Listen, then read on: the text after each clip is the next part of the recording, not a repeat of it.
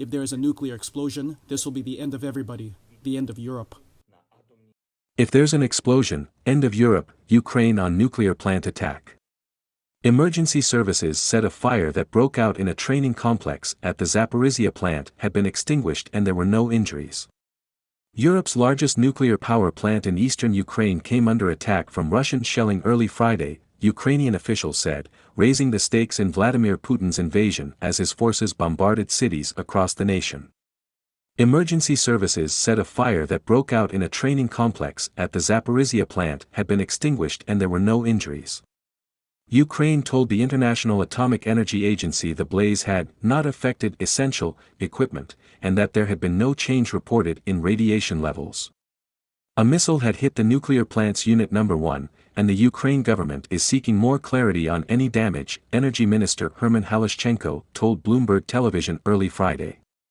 President Joe Biden spoke with Ukrainian President Volodymyr Zelensky as reports emerged about the attack, and the leaders called on Russia to cease its military activities in the area and to allow firefighters and emergency responders to access the site, according to a White House statement. Europe must wake up, Zelensky said in a video message early Friday, adding that he also spoke with UK Prime Minister Boris Johnson, German Chancellor Olaf Scholz and other leaders. If there is an explosion, it is the end of Europe, Zelensky added. Only urgent Europe actions can stop Russian troops. Knee-jerk losses in equity markets moderated as traders assessed the severity of the situation at the facility. S&P 500 index futures were trading 0.9% lower after earlier falling 1.7%. Gold paired earlier gains as demand for haven assets eased.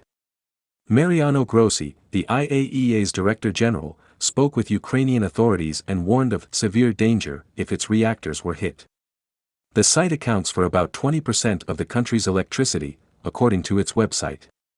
The fact fire had posed no immediate risk to reactors does not in any way excuse the Russian troops for firing on this nuclear power plant facility and endangering not only Ukraine and the surrounding countries, but really Russia itself should there be some kind of explosion, Rose Gottmeller, a former NATO Deputy Secretary General, told Bloomberg Television in an interview.